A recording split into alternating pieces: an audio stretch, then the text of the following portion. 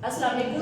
9th class, आज हम लोगों ने इस्लामियात सेलेक्टिव का नेक्स्ट लेक्चर करना है। कल हमने पेज नंबर किया था 106, आज हम 107 स्टार्ट करेंगे। तो बेटा open your book, page number 107।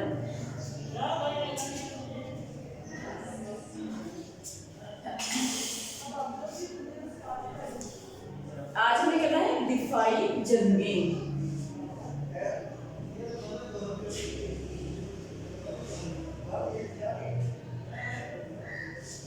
दिफाई जंगें क्या थी कि जिस तरह इस्लाम फैलना तेजी से शुरू हुआ तो जो यहूद थे, जो दुश्मन थे इस्लाम के, कुफार थे, उन्होंने आप सल्लल्लाहु अलैहि वसल्लम की मुखालफत शुरू कर दी और आप सल्लल्लाहु अलैहि वसल्लम के खिलाफ उन्होंने साजिशें बनाना शुरू कर दी।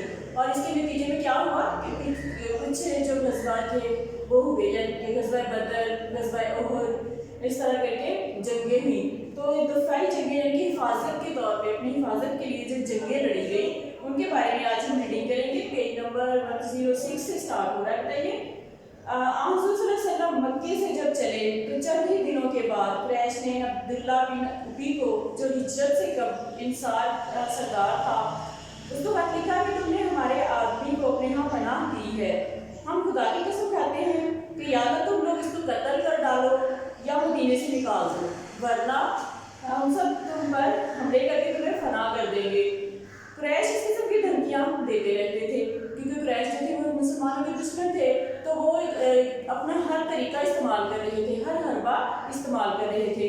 क्योंकि हुज़ूर सल्लल्लाहु अलैहि वसल्लम का मक्के से बच निकलना उन्हें सख्त नागवार था। वो नहीं चाहते थे कि आप सल्लल्लाहु अलैहि वसल्लम जो हैं मक्के से बाहर जाएं, लेकिन अल्लाह ताला की तरफ से आपको हिजरत का हुक्म हुआ तो आप सल्लल्लाहु अलैहि वसल्लम हिजरत करके मदीना चले गए।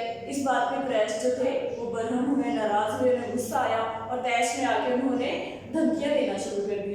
कुरैश खाना काबा के मुजाविर थे और इस वजह से तमाम अरब उनका एहतराम करते थे, यानी कि खाना काबा के मुजाविर होने की हैसियत से अरब के लोग जो थे उनका बहुत ज़्यादा एहतराम करते थे। कुरैश का मक्के से मदीने तक के कबाइल उनके ज़ेरे असर थे। अब जितने भी कबाइल थे मक्के से लेकर मदीने तक, सारे जो थे वो कुरैश के रोब में, दबदबे में आए हुए थे। कुरैश ने उन्हें भी इस्लाम का मुखालिफ बना दिया था। अब जितने कबाइल थे मक्के से लेकर मदीने तक, उन सबको कुरैश ने क्या किया कि उनको इस्लाम का दुश्मन बना दिया। ये लोग ना सिर्फ इस्लाम की इशाअत में रुकावट बने हुए थे बल्कि मदीने के लिए एक मुसलसल खतरा थे। यानी कि कुरैश जो थे ये इस्लाम की इशाअत जगह जगह कोशिश करते थे कि इस्लाम की इशाअत ना हो, हर मुमकिन हरबा इस्तेमाल करते थे। ना सिर्फ ये बल्कि वो मदीने के लिए भी एक मुसलसल खतरा बन चुके थे। उनसे खतरा था कि मदीना शहर को भी नुकसान पहुंचा सकते हैं। हुज़ूर सल्लल्लाहु अलैहि वसल्लम इस खतरे के पेश नज़र रातों को अक्सर जागा करते थे। आप सल्लल्लाहु अलैहि वसल्लम वैसे तो अल्लाह ताला की इबादत के लिए सारी रात गुजार देते थे इबादत में, लेकिन उन्हें ये फिक्र भी लाहक रहती थी कि कुरैश जो है वो मदीना को कोई खतरा ना पहुंचाए। तो इसके लिए आप सल्लल्लाहु अलैहि वसल्लम जो थे अक्सर सारी रात भी जाकर उन्हें गुजारना पड़ती थी, तो वो ऐसा ही करते थे। तमाम अरब हुज़ूर सल्लल्लाहु अलैहि वसल्लम और उनके साथियों से लड़ने पर आमादा थे। अब थोड़े से लोग नहीं बल्कि सारे का सारा अरब जो था वो आप सल्लल्लाहु अलैहि वसल्लम और उनके साथियों से लड़ने के लिए तैयार था। हत्ता के सहाबा रात को हथियार लगाकर सोते, यानी कि अब जो सहाबा थे उन्हें खतरा था क्योंकि कुफार बहुत ज़्यादा तादाद में थे और मुसलमान, क्योंकि अभी इस्लाम फैलना शुरू हुआ था तो मुसलमान तादाद में कम थे, तो इसलिए सहाबा जो थे रात को हथियार लगाकर सोते थे। कभी भी अगर कुरैश ने हमला कर दिया तो हम उनके हमले के लिए अपना दिफा कर सके, अपने आप को प्रोटेक्ट कर सके। लेकिन अल्लाह ताला ने भी जंग की इजाज़त न दी थी, यानी कि अपनी तरफ से तैयार थे सहाबा रिश्ता, लेकिन अल्लाह ताला की तरफ से अभी हुक्म नहीं हुआ था, इशारा नहीं हुआ था कि आपने अभी जंग करनी है। 2 हिजरी में राह खुदा में सिर्फ उन लोगों से लड़ने की इजाज़त मिली जो मुसलमानों से लड़ने के लिए आए, यानी कि अल्लाह ताला की तरफ से भी 2 हिजरी में इजाज़त मिली। लेकिन किस तरह मिली कि सिर्फ उन लोगों के साथ जंग की जाए जो कि लड़ने के लिए आपके पास आए, यानी कि टोलियों की शक्ल में या तो ग्रोह की शक्ल में आए और उनके साथ आप जंग करें। हकीकत भी यही है कि मदीने में हुज़ूर सल्लल्लाहु अलैहि वसल्लम का सबसे पहला काम अपनी हिफाजत की तदबीर थी, और ये हकीकत है कि आप सल्लल्लाहु अलैहि वसल्लम की ज़िंदगी सबसे ज़्यादा अहमियत की हमें थी, तो इसलिए आप सल्लल्लाहु अलैहि वसल्लम की हिफाजत जो थी सबसे ज़्यादा अहम थी। क्योंकि कुरैश ने मदीने की बर्बादी का फैसला कर लिया था। कुरैश जो था मदीने को बर्दाश्त नहीं कर सकता क्योंकि मदीना जो था इसमें बहुत ज़्यादा इस्लाम फैल चुका था, तो कुरैश से ये बर्दाश्त नहीं हो रहा था। वो मुसलमानों के साथ साथ मदीने के भी दुश्मन बने हुए थे और तमाम قبائل میں یہ عام بھڑک اٹھی تھی. اب یہ صرف چند لوگوں میں نہیں بلکہ جتنے بھی قبیلے تھے سب میں یہ عام بھڑک اٹھی تھی کہ مدینے کو برباد کر دینا ہے. حضور صلی اللہ علیہ وسلم نے غزوہ بدر سے قبل جتنی مہمیں نواحی مدینہ میں کی ان کا مقصد قریش کی نقل و حرکت کا پتہ لگانا اور آس پاس کے قبائل سے امن و اتحاد کے معاہدے کرنا تھا. یعنی کہ آپ صلی اللہ علیہ وسلم نے جتنی بھی جنگیں کی, جتنی بھی چھوٹے چھوٹے جو تھے شکل میں لڑائیاں ہوئی, ان کا مقصد صرف یہ تھا کہ قریش کا پتہ چل سکے وہ کیا کیا کچھ پلاننگ کر رہے ہیں, کیا منصوبہ بنا رہی ہیں.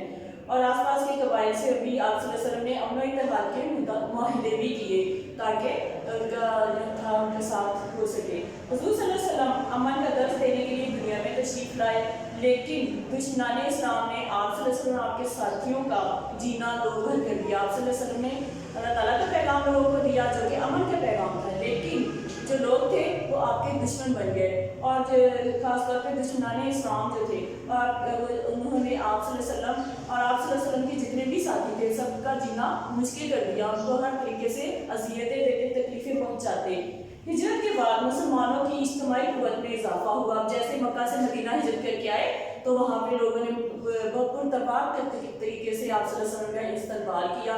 اور اس سے کیا ہوا کہ لوگوں کیونکہ مدینہ کے لوگ جو تھے وہ دل سے چاہتے تھے کہ اسلام آئے, تو اس طرح وہاں پہ جب اسلام تیزی سے پھیلا تو جو تھے اس میں مسلمانوں کی اجتماعی قوت میں اور اضافہ ہو گیا, یعنی کہ مسلمانوں کی تعداد میں اضافہ ہونا شروع ہو گیا.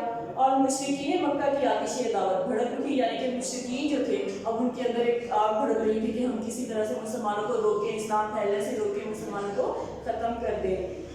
چنانچہ ابتدا پرزبر جابر فہری رئیس مکہ نے مدینے کی چراگاہ پر حملہ کر کے حضور صلی اللہ علیہ وسلم کے مویشی لوٹ لیے اور بچ کر نکل گیا.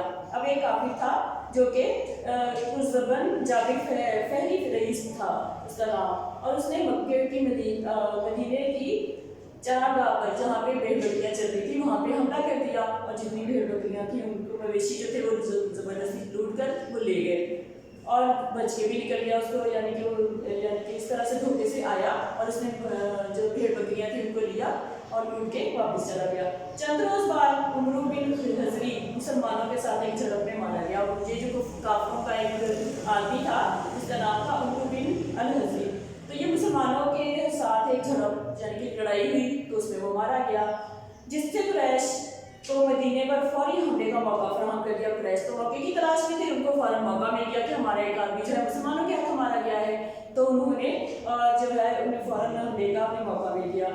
ایک طرف مخلص مسلمانوں کی مختصر جماعت سامان جنگ کی کمی اور بے سر و سامانی, اور دوسری طرف قریش مکہ پورے ساز و سامان کے ساتھ مسلح تھے.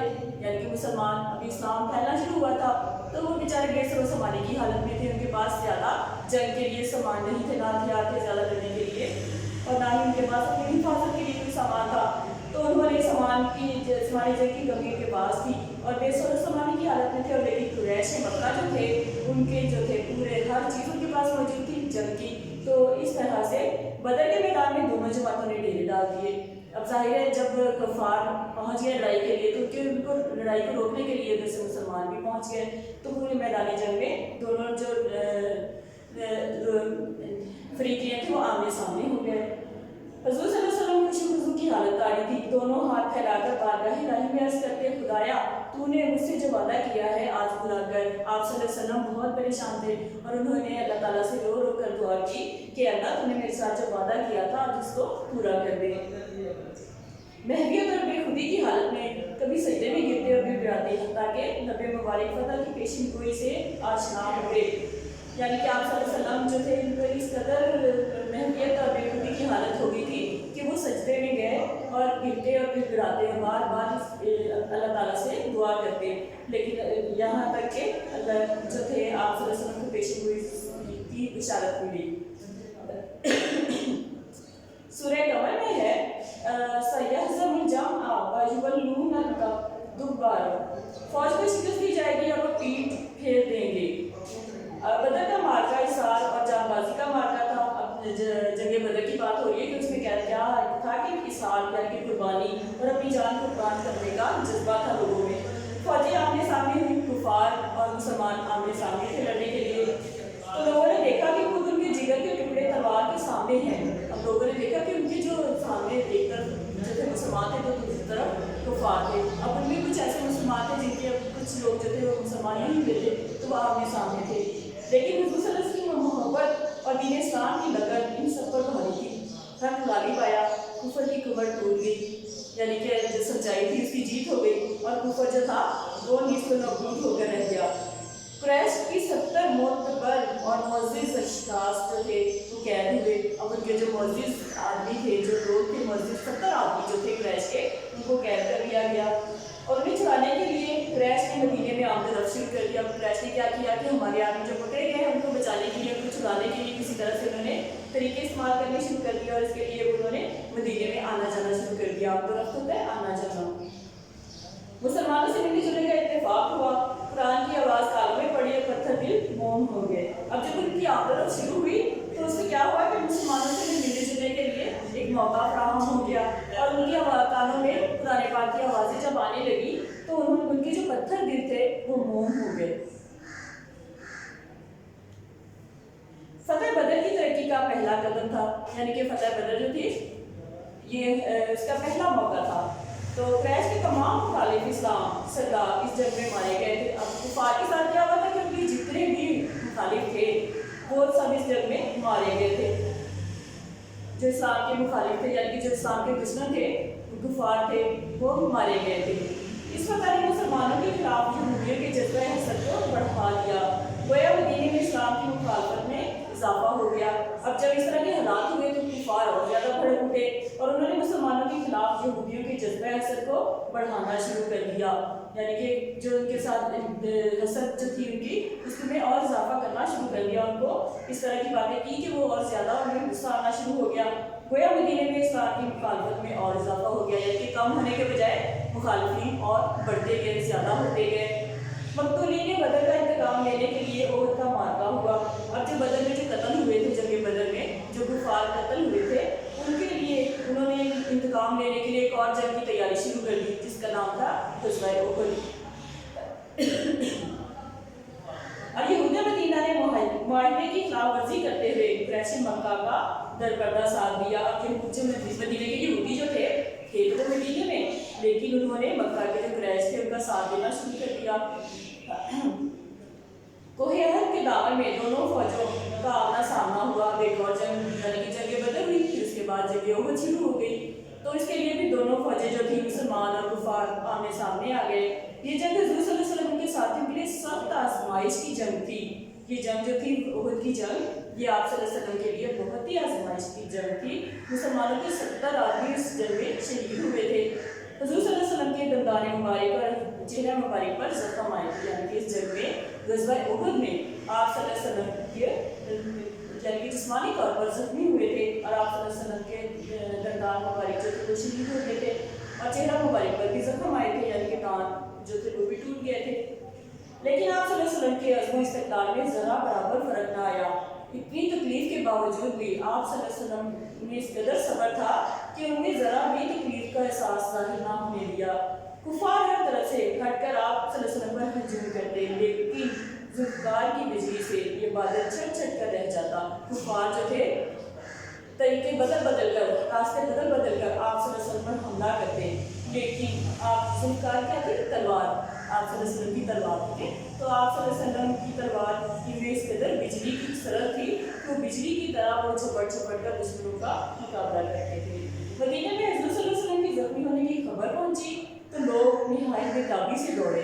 अब क्योंकि नबी सल्लल्लाहु अलैहि वसल्लम अल्लाह ताला के आखिरी नबी थे, तो लोगों को जब पता चला कि आप सल्लल्लाहु अलैहि वसल्लम इस जंग में ज़ख्मी हो गए तो उनके जो था सब्र का पैमाना लबरेज हो गया, वो परेशान हो गया। उसी हालत में वो बेताब होकर मैदान जंग की तरफ भागे। जनाब फातिमा तो ज़हरा ने देखा कि चेहरे मुबारक से खून जारी है।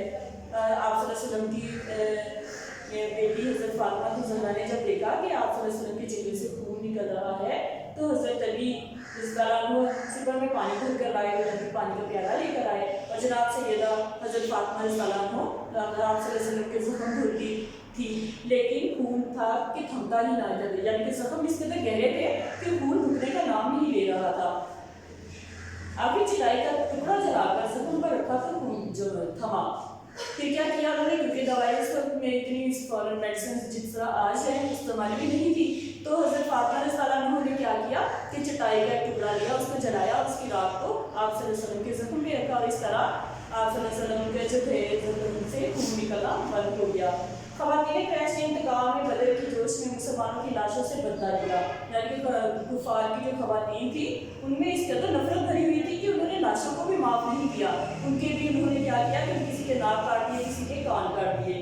لیکن دوسری طرف مسلمان عورتیں تھیں، انہوں نے جنگ میں حصہ لیا، اور انہوں نے کیا کیا، وہ زخمیوں کی مرہم پٹی کرتی اور فوجیوں کو پانی پلاتی تھی، یعنی کہ انہوں نے اپنا فریضہ اس طرح انجام کیا۔ لیکن کفار جو تھے وہ جس طرح خود تھے ویسے ہی کی عورتیں تھیں، خواتین تھیں، انہوں نے بھی ویسے ہی بے دردی کا مظاہرہ کیا۔ تو اب بیٹا شارٹ کوسچن میں لکھوا رہی ہوں، آپ اس کو نوٹ کر لیجیے گا۔ سوال نمبر 1 ہے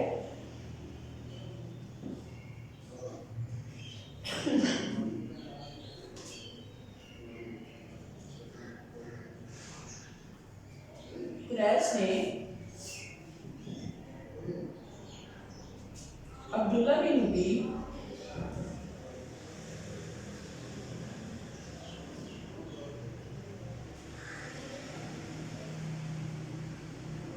تو خط میں کیا لکھا؟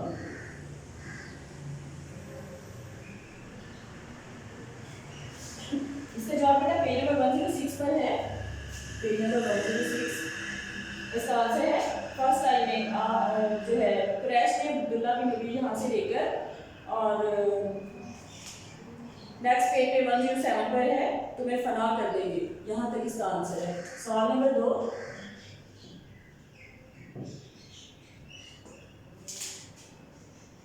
قریش نے کن لوگوں کو اسلام کا مخالف بنا دیا تھا؟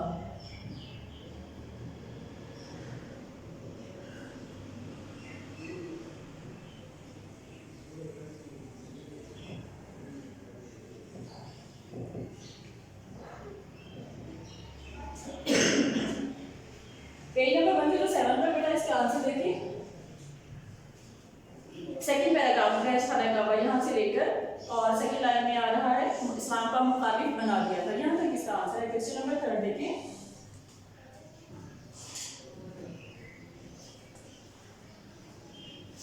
قریش حضور صلی اللہ علیہ وسلم قریش کے خطرے کے پیش نظر کیا کرتے تھے؟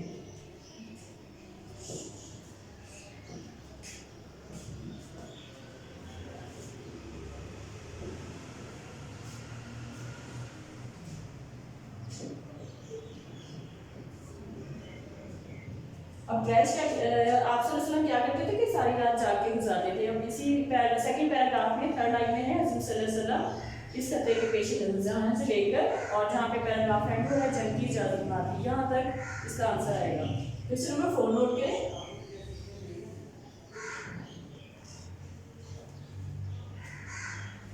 دو ہجری میں راہ خدا میں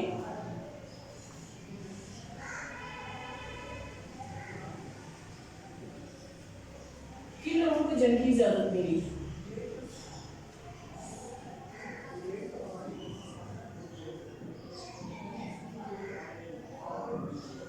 اس کا آنسر اس سیکنڈ پیراگراف میں دیکھیں، 2 ہجری یہاں سے لے کر اور فرسٹ ٹائم میں مسلمانوں سے لڑنے کے لیے آئے، یہاں تک اس کا آنسر ہے کوسچن نمبر 4 کا۔ کوسچن نمبر 5، بدر کے میدان میں مسلمان کی حالت میں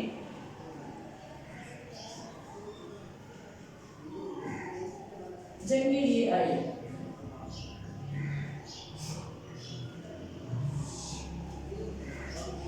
اب اس کا آنسر دیکھیں بیٹا یہاں پر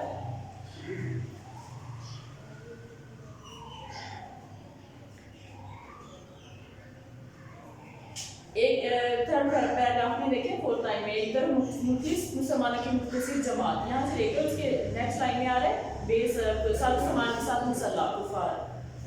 یہ بیٹا کوسچن نمبر 5 کوسچنز ہیں جو آپ لوگوں نے نوٹ کرنے ہیں نوٹ بک پر، اس کے آنسر بھی لکھنے ہیں۔ آج کا لیکچر بیٹا کمپلیٹ ہو گیا ہے، اللہ حافظ۔